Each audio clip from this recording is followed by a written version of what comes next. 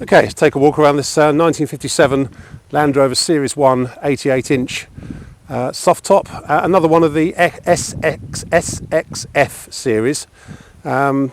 These have their own register actually, and they're all ex-civil defence vehicles, and apparently quite a lot of them survived because they were put in storage by the civil defence authorities for years and years, and only sort of came out of hiding in the 70s and 80s. This one is almost completely, certainly original specification, with the exception of a couple of extra gauges inside it. But aside from that, it's also got a matching set of 4 sort of all-terrain tyres on it. Aside from that, it's about as original as you can get, really.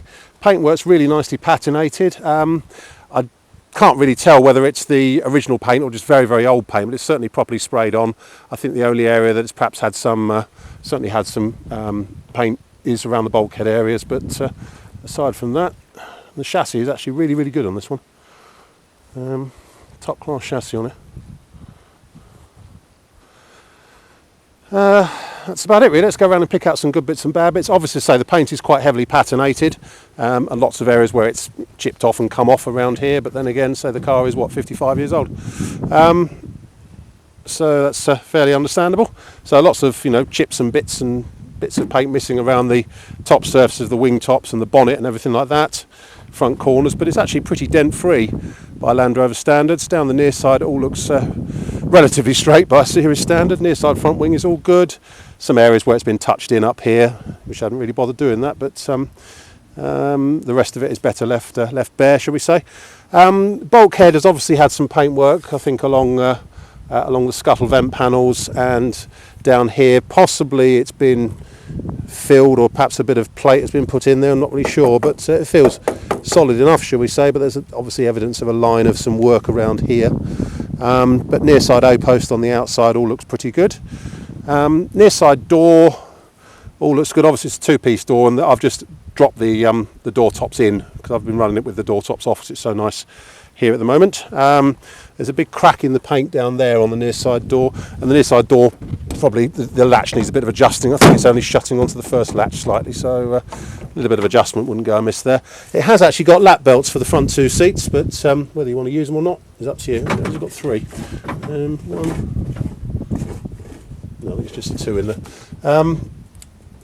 Inside here, very, very standard. It's got these sort of, I don't know if these are later seat covers or not, but this material underneath is what I thought was the original sort of seat material. The near side one is a bit chewed and rotten and nasty, and some of the horsehair stuffing coming through, but all the others aren't too bad. Just slightly split backrest on the driver's seat and stuff, but the bases aren't too bad.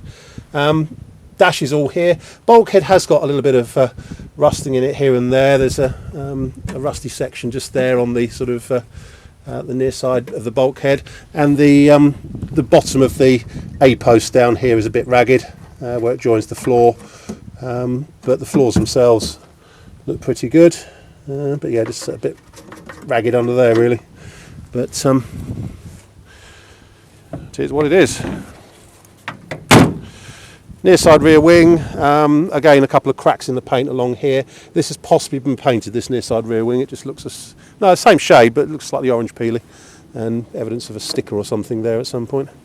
Around the tail end, I'll show you underneath here actually, because it all looks really good on the chassis on this one.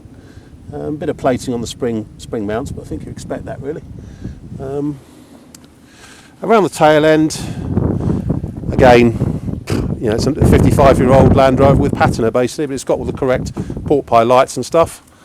My bag doesn't come with it in the back, but it's all as it should be in the back there, as you'd expect. The tilt is actually, it's not a new one, but it's actually not bad at all, apart from a little nick up here just above the, well, not a little nick, it's about 2 inches across, just under the frame there. So all it'll do is put water in the back here, but if it leaks, which no doubt it will do, but that's about it really. The rest of the tilt's actually in pretty good shape. Looking down the offside, once again not bad. Very, very slight depression in the driver's wing. Actually no, there isn't. No. Offside rear wing, again a few sort of cracks in the paint and stuff around here and things like that, but it is an old Landy, and that's what people like actually, the sort of the patina of older ones. Driver's door the same, a few sort of cracks here and there and paint loss and stuff up here. Offside scuttle corner looks better. That looks a bit more original up there. That's not bad at all. A couple of holes just down by the bottom hinge on the outside of the A post. Offside front wing is actually fine. There's just a couple of scratches and bits of paint loss and stuff here and there on the offside front wing and cracks. Inside here, driver's side bulkhead is a bit better. That's not bad at all down there. Just slightly, it's hole at the bottom of the A post by the hinge point. That's about it. Seat boxes all look good. Driver's seat's okay, apart from, as I say, a split in this sort of backrest cover, which is just showing the undersurface there. That's it really. It's again a really nicely patinated late series one. I like it. My name's Simon. You can reach me on 0771 906 9353 or in the office on 0118 946 3352, or you can go to our website, which is www.motodrome.co.uk. We take part exchanges, we take Visa and MasterCard credit cards and debit cards with a 2% surcharge for credit cards, and we can ship it anywhere you like in the world, obviously at a cost. That's about it. And